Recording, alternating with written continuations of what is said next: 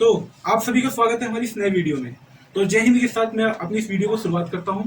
तो इस वीडियो में हम लोग चर्चा करेंगे यूक्रेन और रशिया के बीच में जो युद्ध चल रहा है उस टॉपिक के बारे में, और इस टॉपिक से हमारे कंपटीशन में कौन से क्वेश्चन उठ सकते हैं और इतिहास से इसमें कौन से क्वेश्चन बन सकते हैं, इसके लिए भी हम लोग चर्चा करेंगे। क्योंकि कहीं ना कहीं ये कंपटीशन के हिसाब से, करंट अफेयर के हिसाब से बहुत बहुत बड़ा टॉपिक है, और इससे इतिहास के क्वेश्चन बहुत सारे उठ सकते हैं। क्योंकि करंट का टॉपिक है, इससे इतिहास के क्वेश्चन बहुत सारे उठ सकते हैं। तो ये जो ये अभी वॉर चल रहा है रशिया और यूक्रेन के बीच में, ये कहीं ना कहीं इतिहास से संबंधित है। यानी हम लोग को इसको समझने से पहले, ये वार क्यों चल रहा है, इस चीज को समझने से पहले हम लोग को ये पता करना होगा कि भैया इनका इतिहास क्या रहा है। और इसके बाद हम लोग इस चीज को जानेंगे भैया ये युद्ध कब तक खत्म होगा, या फिर रशिया कब रुकेगा यूक्रेन पर हमला करते करते। जैसे कि आप समझ लीजिए, आपको कोई संयुक्त परिवार है और आपका कोई बहुत बड़ा जानी दुश्मन है, और आपसे जो भाई अलग हुआ है वो भाई क्या कर रहा है, उसके साथ दोस्ती करके उसको अपने पास लाके अपने घर में बसा रहा है। तो आप क्या ऐसा होने दोगे? नहीं होने दोगे। सीधे सीधे जाके उसको 2 लात मार के, 2 झपड़ मार के अपने भाई को अपने साथ कर लोगे और उसको बोलोगे भैया उसके साथ मत जा, क्योंकि वो बहुत खतरनाक है, वो हम लोग के लिए बहुत घाटा के साथ सौदा हो सकता है। तो वही चीज यहाँ पर यूक्रेन के साथ हुआ। जैसा कि हम लोग जानते हैं, रूस और अमेरिका दोनों ही एक दूसरे से आगे बढ़ने में हमेशा ही तत्पर रहते हैं। एक दूसरे को पीछे छोड़ दो और मैं आगे निकल जाऊं, और दोनों ही कहीं ना कहीं महाशक्तियां हैं। और अगर कहीं ना कहीं अगर अमेरिका अगर यूक्रेन में आके बैठ जाता उसका मित्र बनकर, तो वो एक बहुत बड़ा नासूर बन सकता था किसके लिए, रशिया के लिए। तो पहले हम लोग अपने वीडियो के टॉपिक पे आते हैं। हम लोग समझते ही भैया पहले इसका इतिहास क्या रहा है, आखिरकार अमेरिका और रशिया के बीच में ये सब कैसे हुआ और ये दोनों महाशक्तियां कैसे उभरी। तो ये बात तक की है, क्या बात तक की क्या, वही 1922 की है। 1922 में यूएसएसआर का गठन होता है। गठन किस लिए होता है? जो नाजी सेना थी, नाजी जर्मनी जो सेना थी, उसको हराने के लिए। जो वर्ल्ड वॉर यानी कि जो देखो उस समय क्या था, जो नाजी जर्मनी था, जो हिटलर था, वो क्या कर रहा था, पूरे वर्ल्ड के ऊपर अपना शासन जमाना चाहता था अपने मित्र देश के साथ मिलकर। तो कहीं ना कहीं वहां पर उस चीज को रोकने के लिए एक संगठन या एकजुट होकर उसको रोकने के लिए एक संगठन की आवश्यकता थी, जो उसको एकजुट होकर रोक पाए। तो वहां पर स्टार्ट हुआ देशों का संगठन बनना। जैसे कि हम लोग कह सकते हैं कि अमेरिका हुआ, वो एक अपना आसपास के देशों को मिलाकर नाजी सेना के साथ लड़ने के लिए चला गया। फ्रांस हुआ, उसी हिसाब से जर्मनी भी। जर्मनी ने क्या किया, जर्मनी नहीं, रशिया ने क्या किया, यूएसएसआर का गठन किया। यूएसएसआर क्या है? Union of Soviet socialistic republics, यानी कि जितने भी सोवियत रिपब्लिक्स से जितने भी देश थे, सोवियत रिपब्लिक्स के जितने भी देश थे, वो उन सभी ने मिलकर एक यूएसएसआर का गठन किया। और वहां पर ये हुआ कि भैया अब जो ये सभी देश है वो मिलकर एक देश बन गए हैं, और वो एक देश क्या करेगा, नाजी सेना के साथ जाके लड़ेगा। तो पूरा जो पावर था वो यानी एक केंद्रित हो गया पूरे देश का।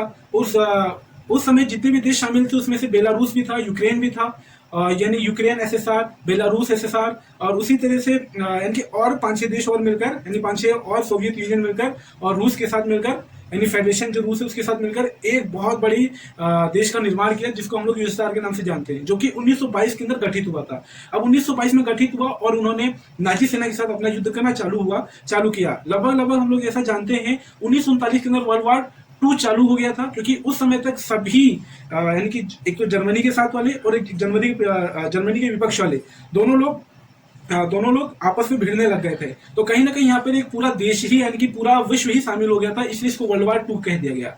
तो 1939 में वर्ल्ड वॉर 2 चालू हुआ, और उसके कुछ ही दिन बाद ही, 17 से 20 दिन बाद ही, हम लोग का कोल्ड वॉर भी चालू हो गया। अब देखो भैया, जो अभी युद्ध चल रहा है ना, उसका कोल्ड वॉर से डायरेक्ट संबंध है। क्यों? कोल्ड वॉर क्या था भैया? वो एक शीत युद्ध था। उसके अंदर क्या था, अमेरिका जैसे जो महाशक्तियां थी वो एक दूसरे से आगे बढ़ने के लिए एकदम अग्रसर हो गई थी।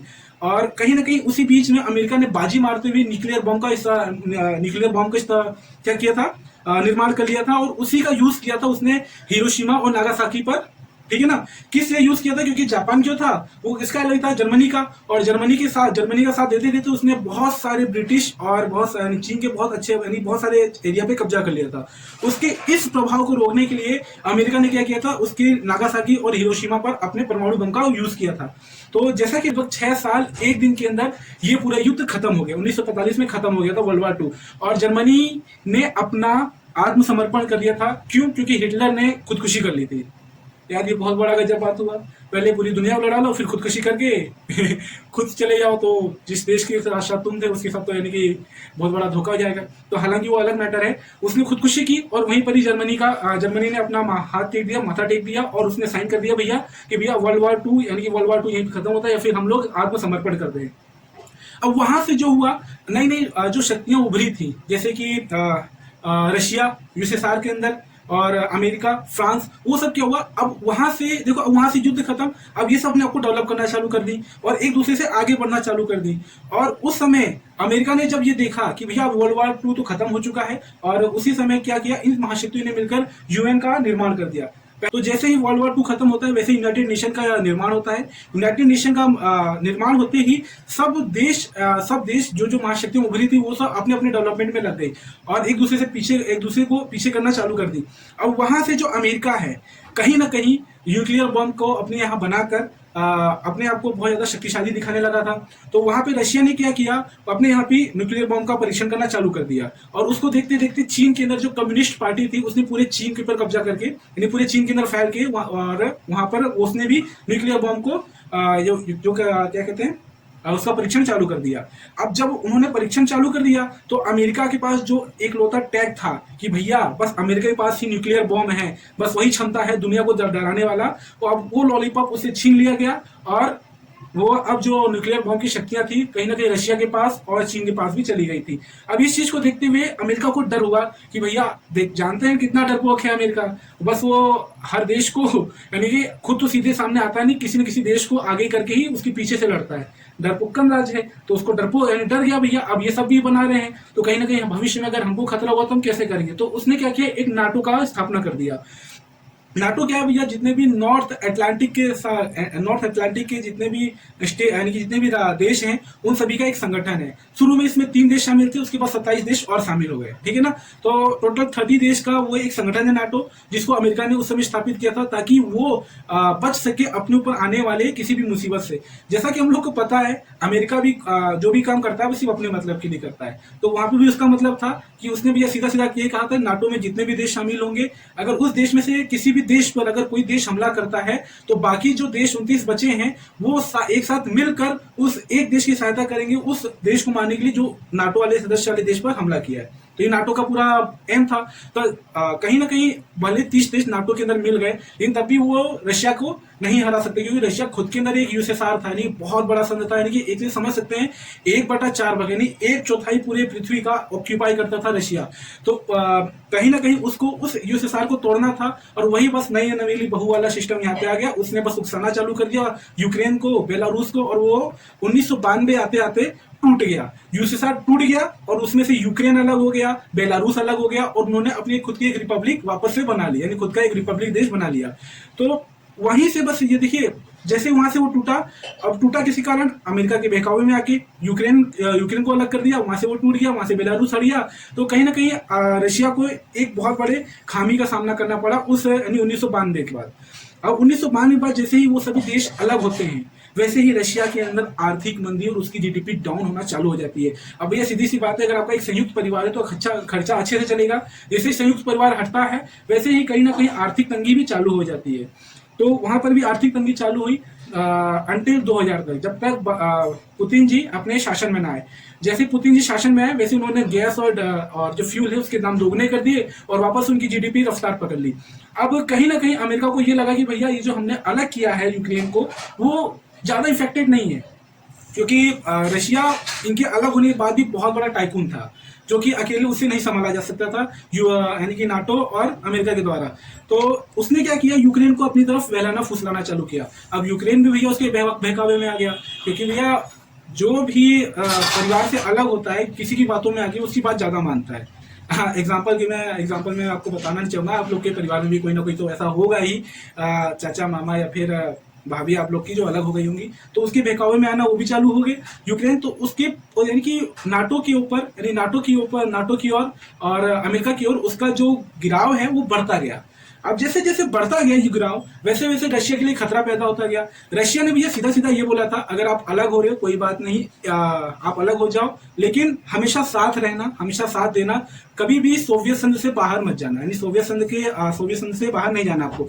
लेकिन यूक्रेन ने उस चीज को नजरअंदाज करते हुए, यानी कुल मिला के यार अपने पिताजी को नजरअंदाज करते हुए, अपने पिताजी के दुश्मन के साथ उसने दोस्ती करना चालू कर दी। तो अमेरिका क्या किया भैया, इसको चढ़ाना चालू कर दिया यूक्रेन को। कोई दिक्कत नहीं है, तुम मेरे पास आ जाओ, रशिया तुमको लूट रहा है, तुम मेरे पास आ जाओ, हमारे साथ जुड़ जाओ, नाटो में जुड़ जाओ, हम तुम्हारी मदद करेंगे और तुम्हारी पूरी मदद करेंगे रशिया के साथ लड़ने में और एकजुट होने में, तुमको हमसे खुशहाल रहने में।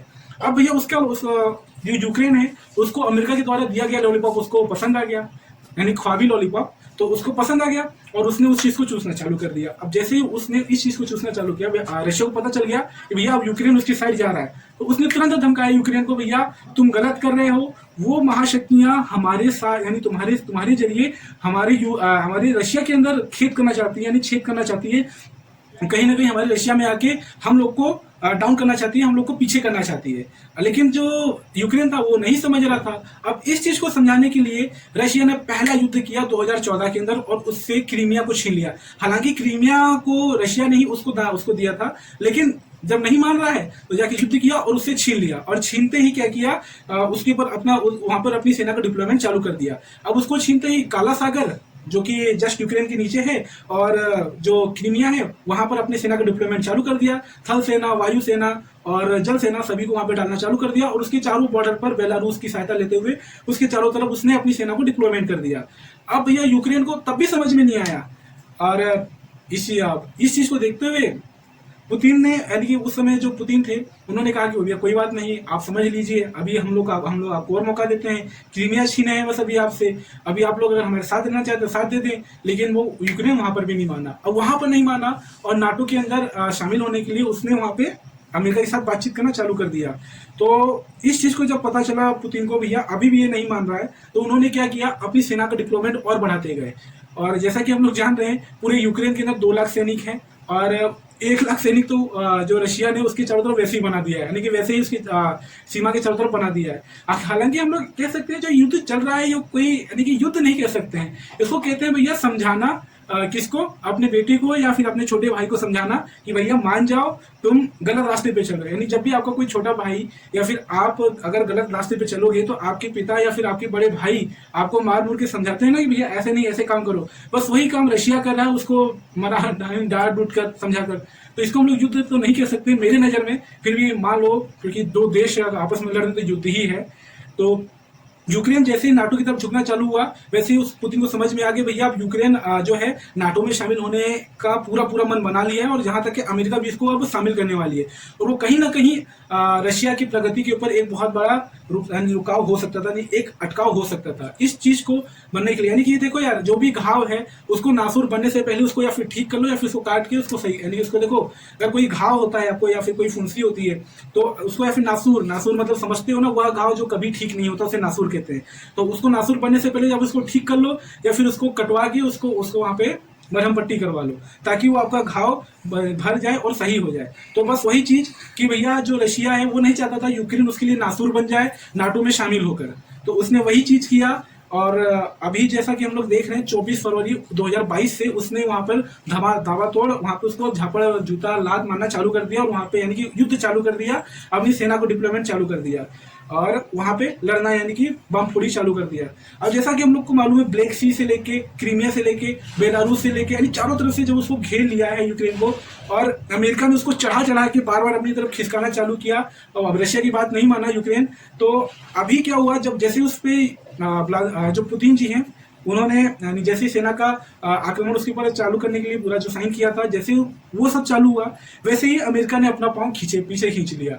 अब यार सीधी सी बात है, अमेरिका का सीधे यही रहा है कि अगर कोई देश कोई यानी कि कोई दुश्मन देश का या फिर कोई ऐसा देश जो उससे आगे है, अगर उसका कोई भी कमजोरी अगर उसके साथ झुक रहा है तो उसको पक्का खींचेगा। लेकिन जैसे उस देश को पता चल जाएगा वो अपनी उस कमजोरी को मिटाना चाहेगा वैसे ही अमेरिका चुप हो जाता है। वही हाल यूक्रेन के साथ हुआ। अब ये यूक्रेन जो है इतना अच्छा खासा उभर रहा था और अच्छा खासा प्रगति पे था, लेकिन अमेरिका की तरफ झुक के उसने अपने यूएसएसआर के साथ धोखा किया। अब उस धोखे का परिणाम उसको मिलने लगा। अब जब जैसे उसका परिणाम उसको मिलने लगा अमेरिका उससे अपना नाता लगभग तोड़ लिया है। हालांकि कुछ अपना यानी कुछ इज्जत अपना दिखाते हुए यूक्रेन को उसने क्या किया, रशिया का स्विफ्ट कोड को बंद कर दिया। हालांकि स्विफ्ट कोड को बंद करने से उसका कोई यानी कि रशिया का इतना कोई बड़ा घाटा नहीं होने वाला है, उसका घाटा बल्कि उन्हीं लोग का होने वाला है, उसका होगा, जर्मनी का होगा, जिसको रशिया गैस और पेट्रोल देता है उनका होगा, क्योंकि वो सस्ते दाम पे देता था, अगर अब नहीं मिलेगा तो वहां पर महंगाई बढ़ेगी। तो ये उस रशिया के लिए इतनी बड़ी प्रॉब्लम नहीं है। वैसे भी स्विफ्ट कोड के ऊपर रशिया कभी भी इतना नहीं टिका था, उसने खुद का ही एक जो सिस्टम है, बैंकिंग सिस्टम है, उसने अपना डेवलप करना चालू कर दिया था। स्विफ्ट कोड को कुछ ऐसे समझो, स्विफ्ट कोड एक तरह का कोड होता है जो इंटरनेशनली पेमेंट करने के लिए, यानी कि मैं अगर अपने भाई को पैसा दूंगा तो कोई दिक्कत नहीं है, मैं सीधे सीधे दे दूंगा, यानी देश के अंदर जो बैंक है वो एक दूसरे का आराम से दे सकते हैं। लेकिन मैं किसी पराये को पैसा दूंगा तो बीच में एक गारंटर होता है कि भैया वो गारंटी लेगा कि मैं उसको जो पैसा दे रहा हूँ वो गारंटी लेगा कि भैया वो पैसा सही जगह जा रहा है और वो मुझे वापस, यानी कि वो पैसा सही जगह जा रहा है, और जब आपको वापस करेगा तो ये गारंटर ही उस चीज को कंफर्म करेगा भैया उसने सही से भेजा और उसी ने भेजा है। तो स्विफ्ट कोड बस वही गारंटर वाला काम करता था, दो देशों के बीच में व्यापार के पैसे को आदान प्रदान करने में। जो रशिया है स्विफ्ट कोड का तोड़ बना लिया अपने यहाँ, उसको कोई दिक्कत है नहीं, चाइना में चल ही रहा है, हमारे भारत में एफएससी कोड है स्विफ्ट कोड का एकदम तोड़। तो इतनी कोई बहुत बड़ी बात नहीं है स्विफ्ट कोड को यानी बैन करने के ऊपर रशिया के ऊपर। हाँ, लेकिन इससे एक घाटा पाकिस्तान को हुआ है। जैसा कि अभी हम लोग को मालूम हुआ है कि जो पाकिस्तान के जो पीएम थे इमरान खान, वो विजिट करने गए थे, घूमने गए थे कहाँ, रशिया में, और इस समय रशिया के अंदर क्या हुआ, युद्ध चालू कर दिया, उसने यूक्रेन के ऊपर ताबड़तोड़ हमला करना चालू कर दिया। अब यूक्रेन किसका पालतू बनने जा रहा था, अमेरिका का। अब अमेरिका का पालतू भैया ये पाकिस्तान भी है। जब पाकिस्तान उससे मिलने गया तो अमेरिका को खल गई, ये वहां पे कहीं मिलने गया, और उसने क्या किया, इसके ऊपर यानी पाकिस्तान के ऊपर $33 मिलियन का फाइन ठोक दिया, भैया कि तुमने रूस के साथ क्यों मिलने गए थे। अब बेचारा यानी ये धोबी कुत्ता, ना घर का ना घाट का, बस वही बात हो गई। तो यही था। हाँ, अब इससे हम लोग के कंपटीशन में कौन कौन से क्वेश्चन उठ सकते हैं, ये हम लोग को जानने वाली बात होगी। तो ये इससे जो कंपटीशन में क्वेश्चन उठने वाली जो कंपटीशन में जो क्वेश्चन उठ सकते हैं वो कुछ इस प्रकार हैं। इतिहास से क्या उठेगा कि भैया वर्ल्ड वॉर 2 कब चालू हुआ था, और यूएसएसआर का फुल फॉर्म क्या है, यूएसएसआर कब टूटा था और इसका गठन कब हुआ था। तो ये सब मैंने आपको बता दिया है। 1922 में इसका गठन हुआ था, 1991 में ये टूट गया था, और 1939 के अंदर आपका वर्ल्ड वॉर 2 चालू हुआ था, और 1945 में आपका खत्म हो गया था। कभी कभी समय पूछ लेता है भैया वर्ल्ड वॉर 2 कितने समय के लिए चला था, 6 महीने 1 दिन तक चला था। उसके बाद ही जो टाइकून जो पैदा हुए थे, यानी जो बड़े बड़ी महाशक्तियां पैदा हुई थी, उसी के बाद हुई थी रशिया, अमेरिका, यानी कि यूएसएसआर। रशिया तो अभी है ना, फेडरेशन ऑफ रशिया अभी है ना, उसको पहले यूएसएसआर के नाम से जाना जाता था। हाँ, यूएसएसआर का फुल फॉर्म पूछ सकता है। यूएसएसआर का फुल फॉर्म है भैया union of Soviet socialistic Republic, ठीक है ना, ध्यान रहना चाहिए। और करंट अफेयर से क्या क्वेश्चन उठ सकता है कि भैया जो भी वॉर चालू हुआ है वो कब चालू हुआ है। तो ये 22 फरवरी 2022 को चालू हुआ है जो भी वॉर चालू हुआ है, और किस किस के बीच में, यूक्रेन और रशिया के बीच में। अब इनकी राजधानी पूछ सकता है, और इनके पीएम और राष्ट्रपति का नाम ही पूछ सकता है, जो आप लोग पढ़ लेंगे। हाँ, इसमें अभी जो मेन क्वेश्चन उठेगा ये उठेगा भैया 2014 के अंदर भी, 2014 के अंदर जो क्रीमिया है उसको हथिया लिया था रशिया ने वापस, क्योंकि रशिया ने कहीं ना कहीं उसको गिफ्ट किया था यूक्रेन को, और बाद में उसको अपना हथियार लिया ताकि उसके ऊपर अच्छे से नजर रख सके, उसके यूक्रेन के ऊपर कि वो नाटो के साथ कितना संबंध बना रहा है। हालांकि एक चीज सही बताऊं, जो रशिया है वो एशिया और यूरोप दोनों में आता है, लेकिन जो यूरोपीय राज्य हैं, जो यूरोपीय देश हैं, वो कभी नहीं चाहते कि रशिया प्रगति करे, कभी नहीं चाहेंगे। और अगर यूक्रेन अगर नाटो में मिल जाता और वो रशिया के ऊपर फिर अच्छे से नजर रखने लग जाता, तो कहीं ना कहीं पूरे एशिया और अफ्रीका जो महाद्वीप है उसके ऊपर बहुत ही नेगेटिव इम्पैक्ट डाल सकता था। अब इस चीज को समझते हुए हम लोग के लिए ये अच्छा है कि उस नासूर यूक्रेन को नासूर बनने से पहले ही रशिया ने उसको धो दिया। और हाँ, मेन क्वेश्चन ये उठता है कि जो ये युद्ध है वो कब खत्म होगा। जो भी ये युद्ध है वो उसी दिन खत्म होगा जिस दिन यूक्रेन के ऊपर रशिया का आधिपत्य स्थापित हो जाएगा, या फिर जो यूक्रेन है वो रशिया की बात मान लेगा और नाटो से अपना रास्ता साफ कर लेगा, उस दिन ये युद्ध खत्म हो जाएगा। तो आज की वीडियो में इतना ही। और इसमें जो मेन क्वेश्चन, एक क्वेश्चन और उठ सकता है कि भैया यूक्रेन की सहायता करने के लिए जब कोई देश नहीं आ रहा था तो किस देश ने यूक्रेन की सहायता के लिए अपने यहाँ से टैंक और एंटी बैलिस्टिक मिसाइल को भेजे थे। तो जर्मनी है, क्योंकि जर्मनी हमेशा से भैया न्यूट्रल रहा है हर एक जगह, लेकिन जैसे उसको अपना प्रॉफिट दिखा कि भैया यूक्रेन को अभी जरूरत है, और वो उसको तुरंत ही क्या किया, वो अपने पास से ऑफर कर दिया, भैया मैं आपको टैंक दे देता हूँ और ये मिसाइल दे देता हूँ ताकि आप यूज करके युद्ध लड़ सके, और वहां से वो अपना अच्छा खासा मोटा पैसा जर्मनी ने बना लिया। तो ये क्वेश्चन भी उठ सकता है, जर्मनी ने उसकी हेल्प की थी। और हाँ, अभी जो इस चीज को देखते हुए यूएन में अभी इस मामले को उठाया भी गया है कि भैया रशिया इस चीज को रोके, यूक्रेन पर जो हमला हो रहा है, क्योंकि कहीं ना कहीं अमेरिका चाहता है कि अगर ये रुके और उसको हम फटाफट नाटो में शामिल कर ले। तो वहां पर जब भारत की बारी आई थी तो भारत अपना न्यूट्रल रहना ही सही समझा, क्योंकि अगर भारत न्यूट्रल ही रहता तो भारत के कहीं ना कहीं अच्छे रिश्ते अमेरिका से भी हैं, जो कि व्यापारिक रिश्ते हैं, और उस अमेरिका से कई गुना ज्यादा, लाख गुना ज्यादा, 1.5 लाख गुना ज्यादा भैया अच्छे रिश्ते हैं रशिया से। तो रशिया के खिलाफ बोल नहीं सकता और यूक्रेन के पक्ष में बोल नहीं सकता। देखो, रशिया के खिलाफ नहीं बोल सकता क्योंकि वो हमारा मित्र है। जब हमारे ऊपर पाकिस्तान जैसा राज्य, तुच्छ राज्य हमला करने आया था, तुच्छ देश हमला करने आया था, उसकी सहायता के लिए अमेरिका, चाइना जैसे देश आ गए थे, तो बस रशिया ही हम लोग के लिए खड़ा हुआ था। तो हम लोग उसको कैसे भूल सकते हैं और उसके खिलाफ हम लोग कैसे बोल सकते हैं? सीधी सी बात है। कोई इंसान है जो आपकी हर एक तकलीफ में मदद किया हो, जब आपको बहुत ज्यादा जरूरत हो, आपके पास कुछ नहीं था, उस समय कोई इंसान आपकी मदद करेगा, तो वो इंसान, यानी कभी आप उस इंसान के खिलाफ बोल पाओगे? नहीं ना। तो बस वही चीज हम लोग रशिया के खिलाफ क्यों बोलेंगे? क्यों बोले? हम लोग तो उसका साथ देंगे, भले सामने से नहीं, पीछे से साथ देंगे भैया, देंगे जरूर। मैं तो भैया सीधे सीधे रशिया के साथ हूँ, जो कर रहा है बढ़िया कर रहा है। और यूक्रेन के खिलाफ और यूक्रेन के पक्ष में इसलिए नहीं बोल सकता, बोल सकते, इसलिए हम लोग नहीं बोल सकते क्योंकि अगर यूक्रेन के पक्ष में बोलेंगे तो रशिया के विपक्ष में जाना पड़ेगा, और रशिया के पक्ष में बोलेंगे तो अमेरिका के विपक्ष में जाना पड़ेगा। तो हम लोग भैया क्या किया, हमने आपको शांत कर लिए, न्यूट्रल कर लिया भैया, ना उसके पक्ष में ना उसके पक्ष में। हालांकि तन मन धन से हम लोग रशिया के साथ ही हैं, लेकिन वहां पे हम लोग यूएन में नहीं बोले, ताकि हम लोग का जो व्यापारिक रिश्ता अमेरिका के साथ बना हुआ है वो भी खराब ना हो, जो नाटो देश के साथ बना हुआ है, क्योंकि हम लोग के यहाँ से लोग जाते हैं, वहाँ पे काम करते हैं, हम लोग का व्यापार होता है, तो वो सब भी खराब ना हो, और रशिया हम लोग का भी मित्र बना रहे। तो यहाँ पे हम लोग न्यूट्रल ही सही रहना हम लोग का ठीक था। तो यही है। तो जय हिंद, जय भारत। मिलते हैं हम लोग के साथ, हम लोग नेक्स्ट वीडियो में। तब तक के लिए वापस से जय हिंद, जय भारत। और ठीक है, चलिए, जय हिंद।